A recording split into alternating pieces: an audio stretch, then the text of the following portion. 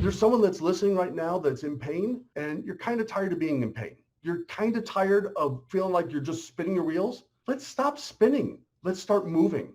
Find that happiness, find that joy, find that excitement that you used to have. Let's rekindle it and let's get you going at lightning speeds.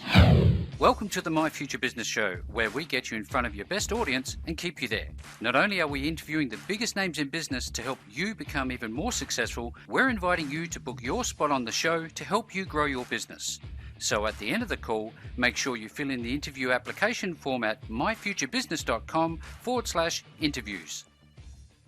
Hello and welcome to the My Future Business Show. It's Rick Nusky here today. I have something very special on the line for you. We've been just talking prior to the call, and I can tell you this is going to be a very exciting call. But not only is it going to be fun and full of laughter, we're going to be talking about some serious topics such as leadership and life and all these other things. And with that being said, welcome to the show, Dr. Mark Leonard. Thank you so much.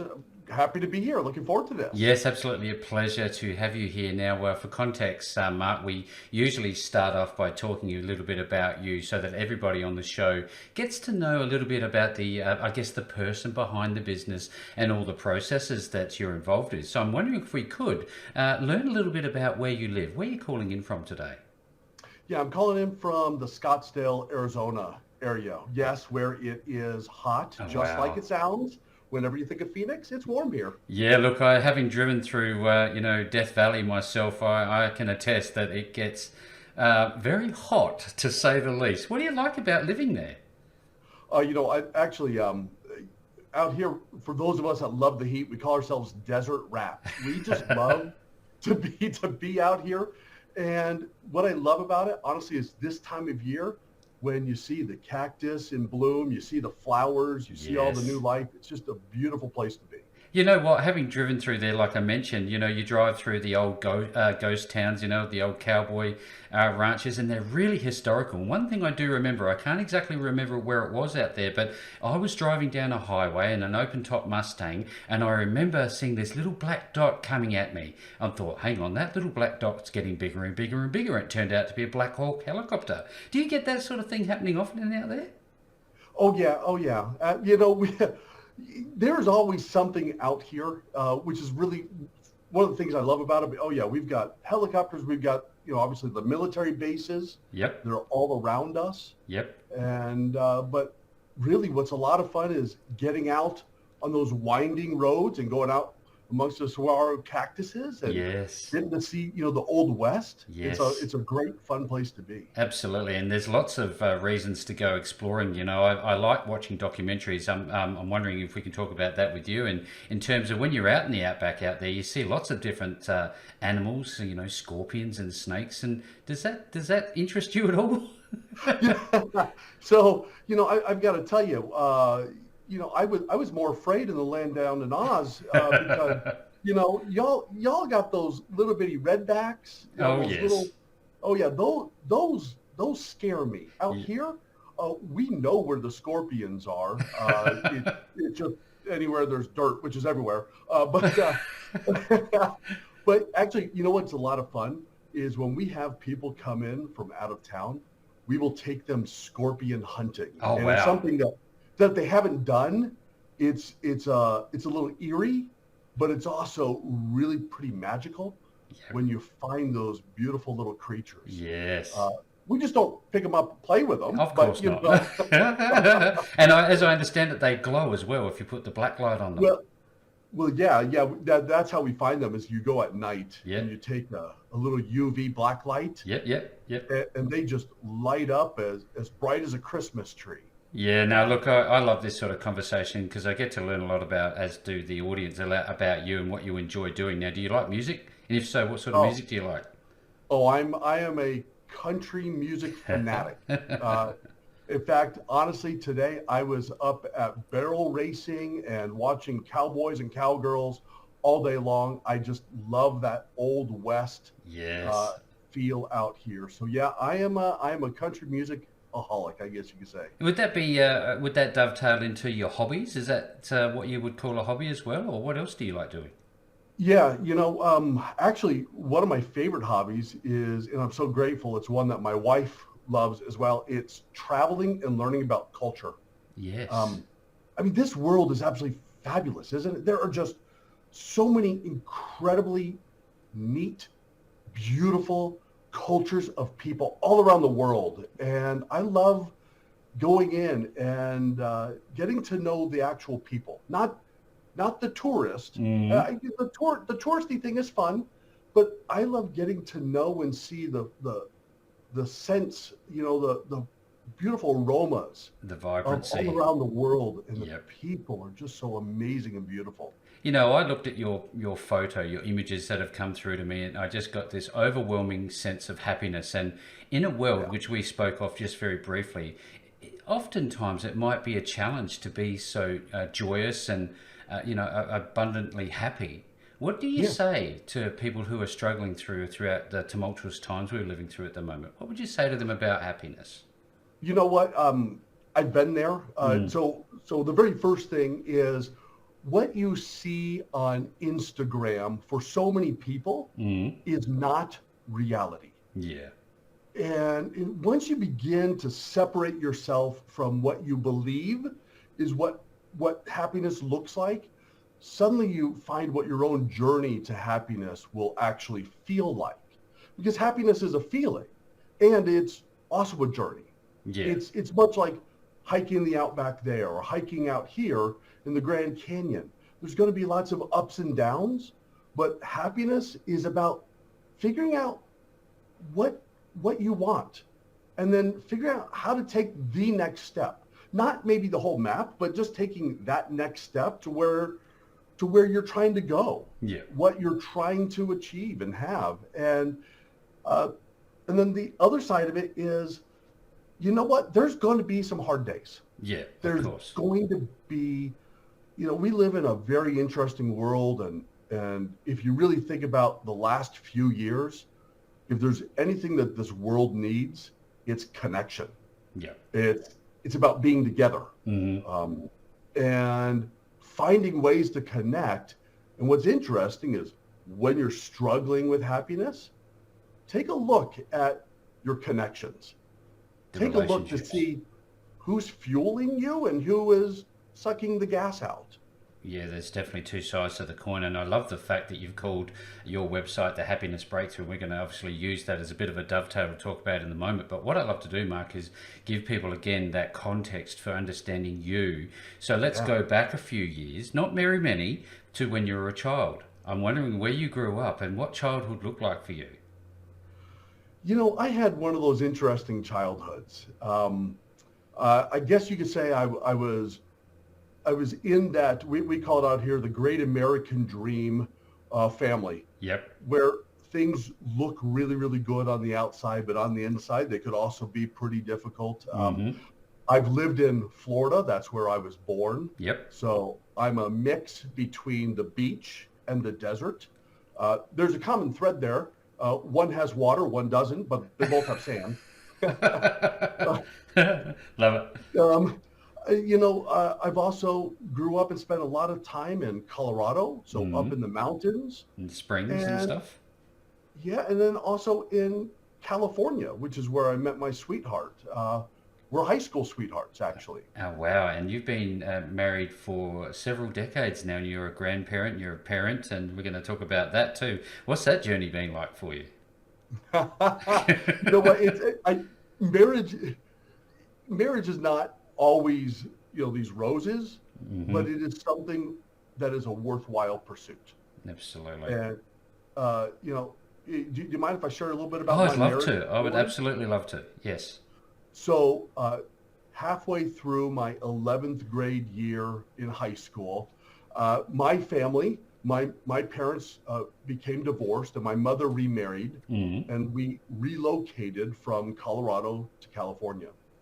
And when I got there, of course, it was a new area, new people, and I tried to find something that I would feel uh, familiar to. So I joined the choir, and and there was this girl in choir that was just, I saw her on stage one day, and I turned to my new friends and said, I don't know who that is, but I have got to figure it You out. got to find out. Yeah, and of course, of all the of all the hormones of a 16, 17-year-old, I was certainly attracted physically first. Yeah, yeah. Well, the first day of my senior year, who walks into my English class with that cute little redhead? And I thought, oh, this is my lucky day. I'm going to study extra hard too. I strategized. I went bet up you to the did. teacher. I said, "Oh, that sweetheart, that little girl over there." I got an empty desk next to me, and that teacher just shook her head and said, "Mark, you better behave." I said, "Oh, yes, ma'am." And I've got to tell you, over our senior year, rather, we started dating, and 2 weeks out of high school, we were married. Oh, wow. That's amazing. And then 3 months later, we had our first child. Didn't take long, did it? Doesn't take long. Well, the gestational period is different parts of the world. I think that's what I'll say. But so to get back, what was it like? Yep. Being married at 18 years old. Mm. It was a real big awakening. Yes. To you've got to figure it out. Yeah. There was no choice. Yeah, that's an amazing story. There's so much we could talk about, which I'd love to explore that a little bit in a while. But, when you're growing up, there's often times we have people around us that are, quite influential, quite positive in our life. Who was that for you? Oh, boy. Probably had many. Oh, yeah. I have so many. And it's interesting, the emotions that come as soon as you start thinking about the influential people in your life. Yeah. My uncle Bob. Uncle Bob? He came to my rescue on a night that I found myself in a bit of trouble. I'd rather not go into the full story, but I understand. Let's just say there were some my issues. uncle, he was there that night. Yeah. And it was just amazing to have his influence, just someone who was willing to be there when times were tough. And another great influencer was actually a choir teacher. Oh. It started in the 8th grade when he convinced me to try out for choir. I told him I didn't know how to sing, and he said, "Well, do you know how to sing Happy Birthday?" I said, "Sure enough." He goes, "Let's go." And that's how I got into it. He just had this belief in me. And I think he really shaped a lot of how I view the world. Yes, absolutely. What do you know? And how could you move forward with that? There seems to be a lot of questions around, lacking of confidence and self-belief, and it only takes that catalyst of one positive person in your life to change that. Would you agree with that? Oh, absolutely. Absolutely. It is, what I love is, I said this earlier, we're all on this journey, right? We're all trying to figure out where we're going. Yep. And, we're talking about my teenage years, and it was a difficult time, just like so many other people. Mm-hmm. Nothing out of the ordinary, but I did lack some confidence and competence. So with an F and a P. And just having someone believe in you, someone be your cheerleader, someone being on your side, suddenly you start to look at the world as instead of a world of distractions and difficulties, you look at it from a lens of possibility. Yes. And that to me was one of the greatest things that ever happened was this, when I look at my life, the amount of people that were cheering me on. Yeah, it's a really great story. I love the fact we're having this, exploratory story. The thing that came to mind, Mark, was the fact that inadvertently that person who believed in you was showing leadership skills, weren't they? And I'm wondering, when was it that you recognized, leaders in your life, and what did that look like? There are so many great leaders that I've had in my life. I think of this wonderful, wonderful woman. She was one of my superiors for several years. Stephanie is her name. She just, again, believed in me. Yeah. And not only did she believe in me, she encouraged me, and she wanted me. She saw something in me that I might not have seen fully in myself at the time, but because of her just persistence and her belief, suddenly what she was suggesting stepped from this, wouldn't that be interesting? Wouldn't that be neat, to, oh, maybe I could try that on, to finally, yeah, I am that, to now I live that. And, that journey from I don't know to I am. It's that, this whole journey from student to teacher, of which you could claim yourself now. I wonder from, we talk about leadership from a professional perspective. What about a personal family perspective? Does leadership exist in both scenarios? I believe leadership exists. Here's the litmus test to find out if someone can be a leader. Yeah. Are they breathing? Oh, that opens up a wide range of possibilities, doesn't it? Well, it really does, because we often talk about leaders being these fabulous people who have really crafted and help us see things. But we also see leaders who were not the leaders that maybe we needed, but we learned from just the same. Does it mean that are they typically introverted or extroverted type people? Oh, no. See, I don't prescribe to the introverted versus extroverted. Mm-hmm. I believe that the vast majority of us are very ambiverted, right? We vacillate back and forth. Yep. And we try to flex one versus the other based on a situation. But the reality is it comes down to how do we connect with the world? So I believe in our personal life, in our business life, and in our relationships, also in the community. How are we connecting with everyone? And leadership is about influencing. It's not about dictating. It's about influencing for better. So if somebody's on this call today and they don't really understand leadership, you've just talked about the ability to influence, and they're on this journey, they feel like they've got this spark inside them. They don't actually understand what it means. It's a power that they've yet to harness.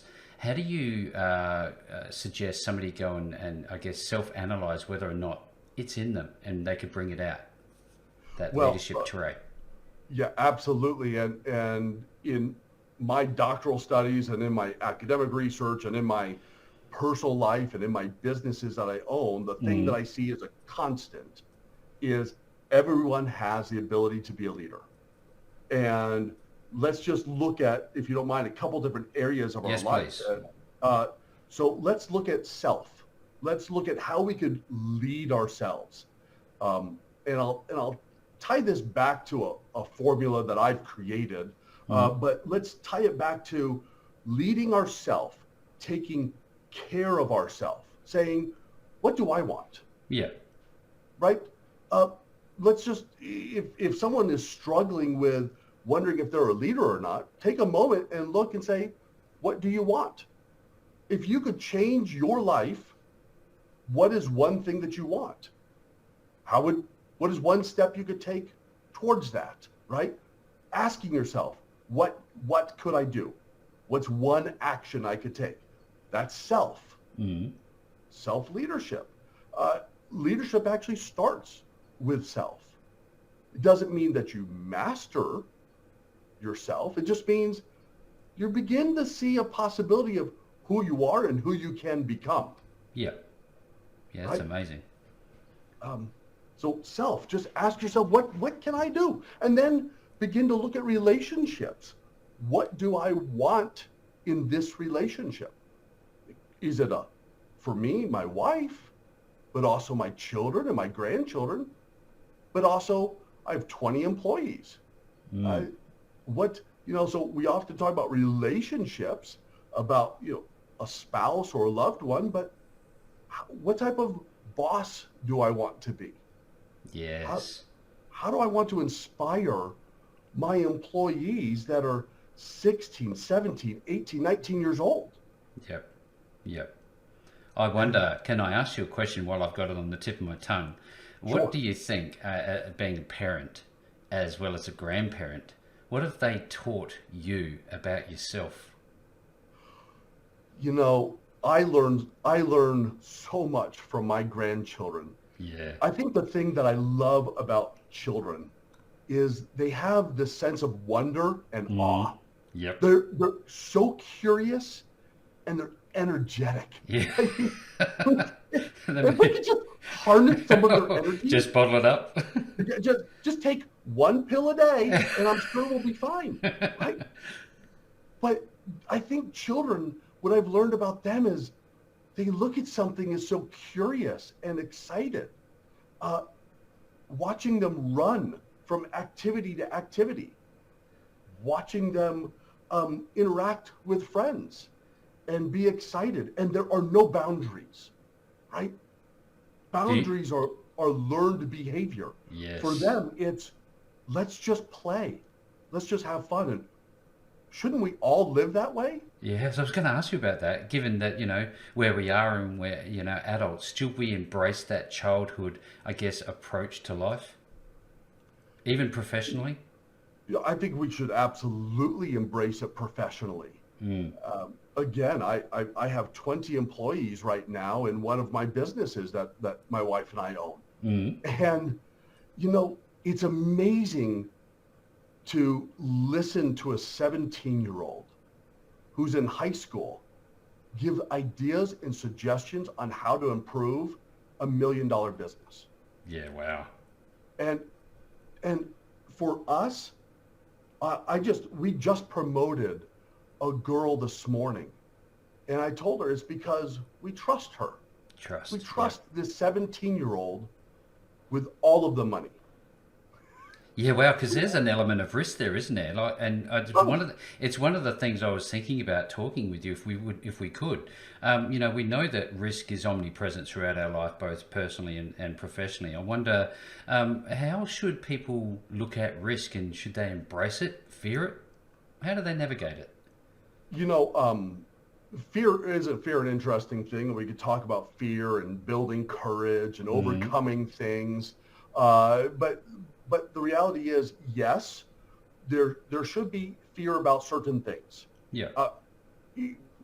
Don't do things that will cause bodily harm to yourself or to others. Other than that, it's okay to be afraid to step on stage for the first time. It's okay to be afraid to share your true self. Yeah. The real problem is when you stop sharing and doing what you want. So as a leader, and as I think about my employees, this goes back to building a connection with them. I am constantly finding out what drives them. What do they want? What roadblocks can I remove? And how can I build them? Yeah, breaking down those beliefs is very important. It's so incredibly powerful. Now, earlier on in the call, Mark, you talked about a formulaic approach that you have. I'm wondering if you can reveal what that is and explain it to those who don't understand. I would love to. It's E equals MC squared. I think we've all heard that formula before.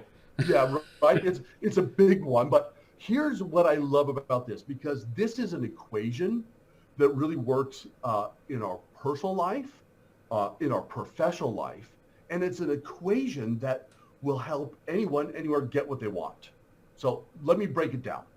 E, excellence. It's about defining what excellence looks like for you. Well, E, right, excellence equals M, mindset, C, care, and C, connection. When you put those together, it really helps you achieve anything you want. The problem is most people get wonky in one or two of those areas, and it throws the whole equation off. Yeah. So I love just breaking it down and talking about how we could build each of those areas. And this is where, when I'm speaking or when I'm coaching business owners, CEOs, and entrepreneurs, this is what we do, is we break down those areas and find out how we could build that back up so that fear goes away. Those distractions are no longer there. Yeah. So that those things that stop you are now becoming the opportunities that fuel you. Yeah, it's a wonderful approach. It's so refreshing to hear something as vital as this that are going to change people's lives in the leadership space. Now, I'd love to know a little bit about, you've talked about your doctoral studies, but you're also a certified high performance coach. Now, where did this come from? I'd love to explore that a little bit to help people understand. Going to step back for just a half of a moment. One of the Yes. things that has fueled me is this constant question I have in the back of my mind. I've had it for many, many years. Why is it that there are some people that just seem to be more successful than their counterparts, than their peers, than those around them? They have the same ingredients, they have the same opportunities, and yet some people flourish and other people struggle. And I've always wanted to figure out, what is it that causes just those people to be successful? So in my doctoral studies, I really began to research that. And then after my doctoral studies, learning is never over. And one of the things I love is getting certifications and studying and reading books and doing whatever I can to constantly learn. And that's where the certified high performance coaching cropped up. It is a program through the High Performance Institute. Oh, yes. That Very helps popular. people. Very, very Very, very popular. Yeah. That I use with a lot of my clients, but I also use my E=MC² with my clients as well, because it's this whole idea of wherever you are, let's get you unstuck. Let's get you, instead of being overwhelmed, because overwhelmed causes underperforming, causes stress, causes depression, causes anxiety, right? Not clinical, we're talking temporary, situational. Let's get you unstuck and move you in the right direction. Bit of cause and effect going on there, Mark. Now, I'm wondering, on a global stage, you would be observing, quote unquote, leaders in the visible, I guess, public sphere. If you had to choose one that's really sticking out for you right now, just so people get an idea of where you think leadership should be, who would you choose? Oh, wow. That's a fabulous question. I would say Dr. Marty Seligman. He was the former president of the APA, American Psychological Association. Oh, yes. Yep. Yeah. And I just loved his philosophies on leadership and his ideas of, let's stop looking at the past. We all have the past. It's that schema, those experiences that have brought us to where we are today. But instead, let's flip it and start looking through positive psychology and the positive lens to get someone moving in the right direction. And paradigm shift. Yeah. Well, let me ask, I've driven in Australia multiple times. Do you drive down the road, Rick, looking through the rearview mirror? Never. So then why do people live that way? Yes. Wow. Right? It's a philosophy, isn't it? Well, it's embedded in everything. It's even embedded in how we grade people at school. We grade them on a standardized test and what we think they should know before, right? How about instead, let's flip it and start looking towards the future. Okay, great. Given whatever you have, whatever baggage you're carrying, whatever things you have in your backpack, we all have something. Let's now move forward. Let's figure out how to strengthen ourselves to move in the right direction towards excellence. Let's move in the direction that changes how we think about the world. Yes. I've always talked about the school system and wondering whether or not it was nothing more than a social studies event. But, there's a place and time for history, but there's certainly forward thinkers like yourself are going to change the world. Now, I want to talk about humans and human vulnerability. As a leader in a professional setting, do you think that it's okay to, or as a strength, let's call it, to show your human, more vulnerable side? Absolutely. I was working with an executive, and this particular executive called me into her call center She had a very, very large national call center, and she wanted to find out why so many people were quitting. Because every time attrition, right? Every time someone leaves, it costs money. Of course. Lower productivity, Yep. lower morale. And so I knew a little bit about this organization, and I knew that there were two entrances: the front door or the back door, where all the employees come in. So I, of course, went to the back door. There's a security guard there too, and they let me in, and I took the opportunity to walk through and see what was happening in their organization before I spoke with this vice president over this division. And something I found out was they have what's called an open door, an open door philosophy. Yep. They want their employees to come in. I asked this individual, how many open doors do you think I saw on executive row? And she says, oh, all of them. I said, nope, not a single one. Not one of them. Your open door principles and philosophies are all about closing the door and keeping yourself separated. How are you going to build trust in an organization if you don't care about your employees, if you're not connecting with your employees, if they don't know who you are? Yes. And I took her out onto the floor to introduce her to her team leads who work for her that she's never met. Yeah. It's transformational, isn't it? It's funny because we talk about at My Future Business underneath our logo, helpful people helping people. And businesses is, by and large, nothing more than a group of people trying to achieve one particular objective. Would you agree with that? Oh, yes, absolutely. Absolutely. And So- I think about that question, and it goes on to further, your closed door philosophy. How many times have you walked into these organizations and seen one espouse philosophy, but actual fact, the opposite is happening? Is it common? Oh, it's very common. It's very common. In 99% of businesses, where do the executives park? Yeah, different spaces. Yeah, right up front too, right? Yep. So then that is instantly psychologically telling your employees, we are better than you. We're We do not different. want to be by you, right? So now connection is lacking. So going back to your question a moment ago, Yep. should you be vulnerable? Yes, Absolutely. absolutely. Yep. Do Yep. you share your deepest, darkest secrets? No, but at least be human. Be human. Yep. And it's okay to be a little bit emotional and show your lighter side, that you have a family life, you have hobbies and all these wonderful things. Now, I'm wondering if we could, Mark, is to talk about the types of businesses that you enjoy working with. Oh, so the short answer is I love businesses that have people.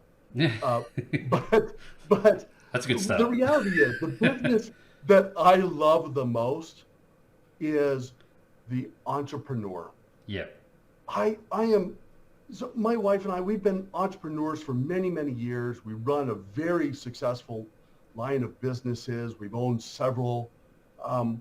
But what I find is that the entrepreneur feels alone. The entrepreneur is working 80 hours a week and no one is in their corner.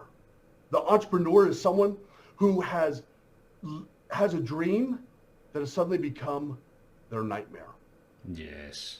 And I want to help them, because if we could change the entrepreneurs, the solopreneurs, all the way up to entrepreneurs who are founders or presidents of small businesses. Now, when I say small business, maybe it's 10 or $20 million EBITDA. Significant. Yeah. Right. But they're still being led by their business and they're not leading their business. Leading it. Yeah. And I want to help them rekindle that excitement and joy that they had when they stayed up that late night many years ago with an idea. With that, that genesis, that catalyst for that new business idea? I know that there would be a lot of people on this call today, Mark, that are very excited to have met you on the show and to talk more about what you do. Now, I think it's important to go one step further and share a little bit about not only where people find you, what's the best place, but how do they connect with you? And once they've done that, what's the process for onboarding? Yeah, absolutely. Best thing to do, go to my website, thehappinessbreakthrough.com. That's the easiest way to find me, or on social media, Instagram, on Facebook, The Happiness Breakthrough, or look for Dr. Mark Leonard. And the process to connect with me is going to any of those locations and sending a message. Or just reaching out. Yeah, just reaching out, because there's someone that's listening right now that's in pain, Yep. and you're kind of tired of being in pain. You're kind of tired of feeling like you're just spinning your wheels. Let's stop spinning. Let's start moving. And I just want to help you or any organization, big or small, stop spinning. Find that happiness, find that joy, find that excitement that you used to have. Let's rekindle it, and let's get you going at lightning speeds. Yeah, wow, I'm very excited. I'm sitting here barely able to contain myself. So if you're on today's call and you've been listening into this wonderful conversation that Dr. Mark Leonard and I have had, make sure you find the link no matter where you see this call. You're going to find that link. In this case, it's thehappinessbreakthrough.com. You'll see it somewhere on this page. Be sure to click through, send that message, connect with Mark. He will have a conversation with you. He doesn't bite too hard. And with all that said, Mark, thank you so very much for spending some time having a chat with me on the My Future Business show today. Thank you, my friend. Thanks for joining us today. If you enjoyed the call, then make sure to subscribe, leave a comment, share us with your friends, and book your spot on the show at myfuturebusiness.com/interviews. And if you're looking for solutions that will help grow your business, then visit myfuturebusiness.com/shop.